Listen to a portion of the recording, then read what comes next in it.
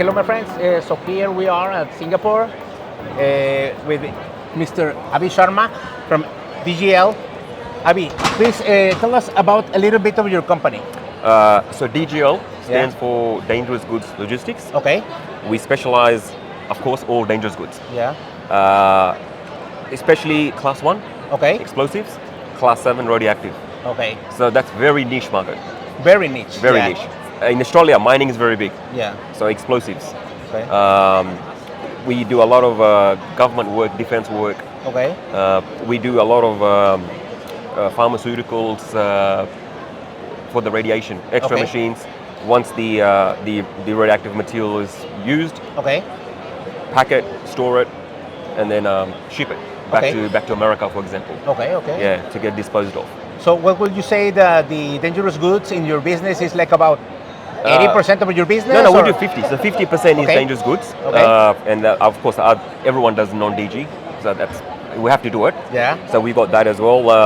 We've got 81 sites in Australia and New Zealand, office and warehousing. Okay. So I think 400 trucks, 900 staff. Okay. So we don't just do dangerous goods, specialize in everything. Okay. But we try to be very niche on what we do. So as you know, everyone here is a freight forwarder. Yeah. Everyone does the same thing. No, and you need to specialize, in something that is apart you from the others, Of course. It's very important. Yeah. So I mean, just like, you guys here made this setup.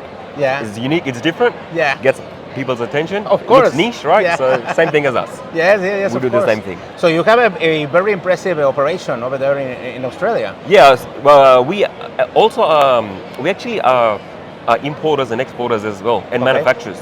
Okay. So we get the chemicals, we manufacture it, and then sell it to the end user. Okay. So which is good in my division because 2,000-3,000 containers is our own internal containers. So my business is always running, right? Yeah. So it's good in that sense. Yeah. So we use that bargaining power as well with the agents. Okay. If it's my own cargo, yeah, and I tell you, I've got 30 containers, can you do this for me? You'll be happy. Yeah. It's and it's not like I'll lose the business. It's my own containers. Yeah. You'll be happy, of and course. then next time you need something, you'll give me the business. Okay. So that's what we're doing now. We're using our powers or what we import to have the relationship with the agents. Yeah. Use that and then have that mutual relationship. Yeah. And it's working very well. Okay. Yeah. Oh, excellent. And what will be your main markets, for instance, to the US or which countries? Well, of course, it's always going to be Asia, import-wise. China, Japan. Most of them, I think 80% of it is for China. Yeah. Middle East is a bit not the greatest at the moment. So we stopped. There's very limited from there. Europe. It hit you hard, the situation in the Middle East? No, I mean, for your business? We do imports from Europe. Okay. Germany especially, Antwerp. So, but what happened is, because of that Suez Canal, it was all going via Africa anyway. Yeah. Right. So, it didn't make too much of a difference. Okay. But yeah, most of our work is China. Okay. Or Southeast Asia. Okay.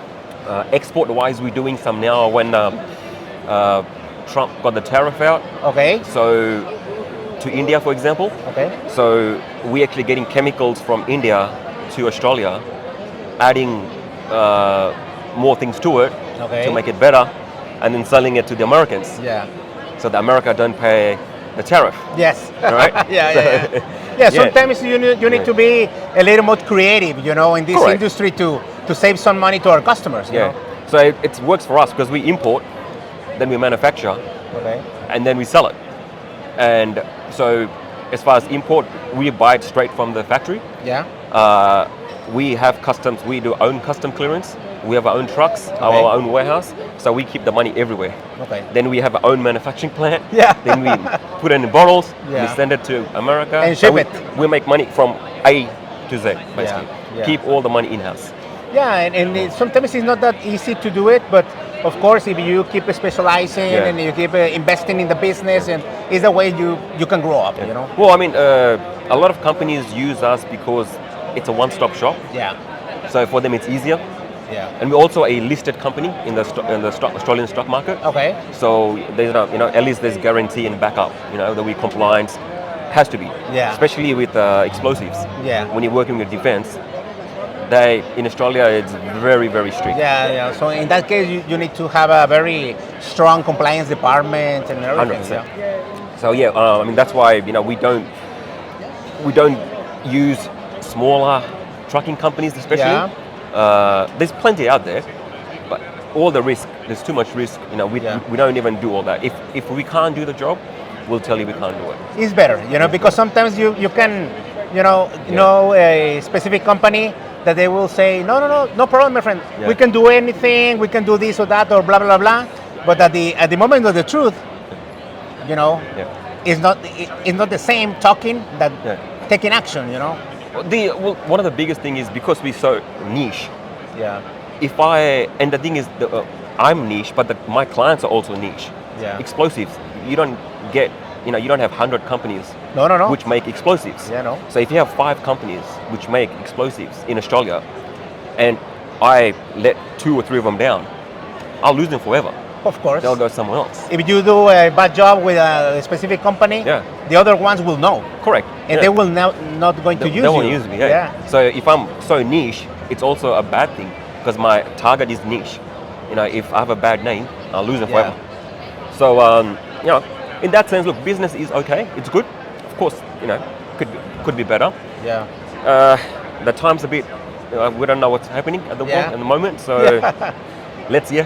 Yeah, those right now are tough times. Yeah. I think as always say to my team, it's a moment to be creative. Yeah. It's a moment to offer different kind of solutions to our customers, to give a good service and to save money to them. Try to save money to them, because at the moment that your customers realize that they know that there's a specific situation in the Far East or whatever, it's happening at that moment, but they do know that you're doing something creative for them and to try to make things better, I mean, with when it comes to rates, like I tell my team, don't focus on the freight rate, for example. Yeah. Like especially from China, right?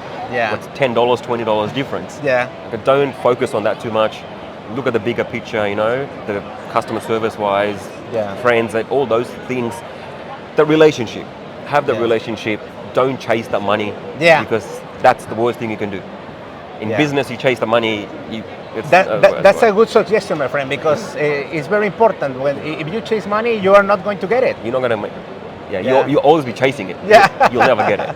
Yeah. So that's why that's why we try to differ. Yeah. The DGL, we try to differ, try to be niche, try to do as much as we can for the clients, make it easier for them, especially with the DGs.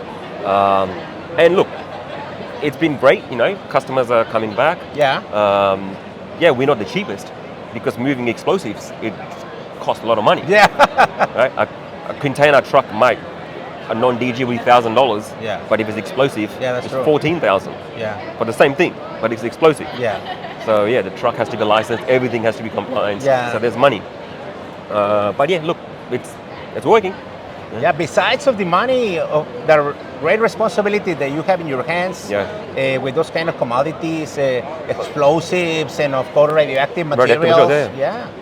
What about you guys? So what's I think that by now, I can tell you that in Racing Cargo, we're very focused in 40% in the automotive industry. Yeah. Since in Mexico, we are a country that we produce a lot of spare parts for the automotive industry. And besides that, we have a lot of plants inside Mexico to finish the automobile. Okay, and then besides the Mexican market, also to export it to the US and to different countries. Yeah, okay. So I think the 40% of our business is that, aerospace, metallurgical as well. We have a lot of mining as well in Mexico. We do a lot of business in the mining industry, sending to Canada, to some other countries.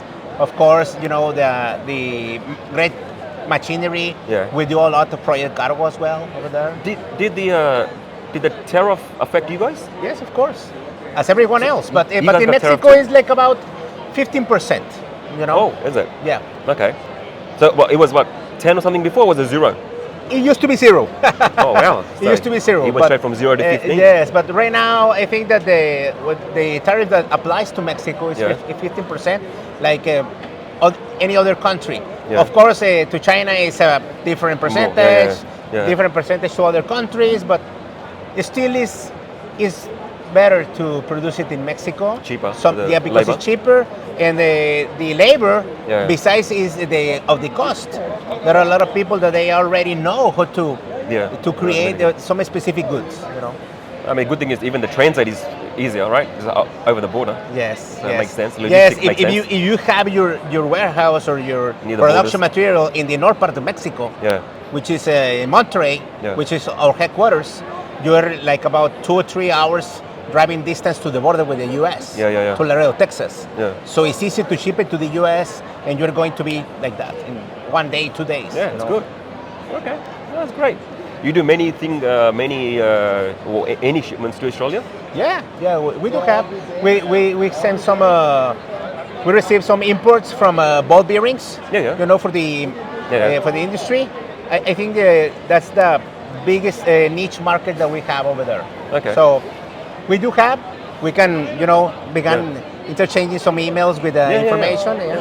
No, because I mean. Especially if it's dangerous goods, if it's DG cargo, you need assistance on it. Even if you just need some advice. We're happy to help you. Like I said, it's not always about, every time I talk to you, I have to make money. Right? Or I need business. I have to give you business, or you have to give me business. It's not about that. I know, especially in our industry, the more advice you give or customer service, clients come back to you anyway. They will come back. They're like, at least you know what you're doing. And you know what? They will come back because they know that you care. That is not only about the business. Give me more business. Give me. I mean, because what we do, we get a lot of people just asking for advice. And I think sometimes we tell them a bit too much. So they start doing it themselves. But look, I mean, I rather share the knowledge than try to hide it, steal it and try to make money all the time. But look, overall, business is good. Hoping to get some more basically from the conference and see especially with you guys. Like I said, we haven't done much to Mexico. But we had inquiries about chemicals. Going into Mexico. Automotive, not much. We haven't had much to do with it. But we got a couple of government contracts. Which is I would say because of the whole tariff in America and all this. Mexico, the name has come up a few times now. So that's, when I saw the conference, I'm like, that's thank you, someone to talk to. Because we don't actually have any agents in Mexico. I mean, we go to the WCA list. Now you have her. Do it, So at least this way, at least I know there's someone. Thank you very much, my friend, and thank you very much for having this moment and to interchange some of the ideas and get to know your company. Of course, very good. My pleasure, my friend. Same. Thank you very much. Thank you.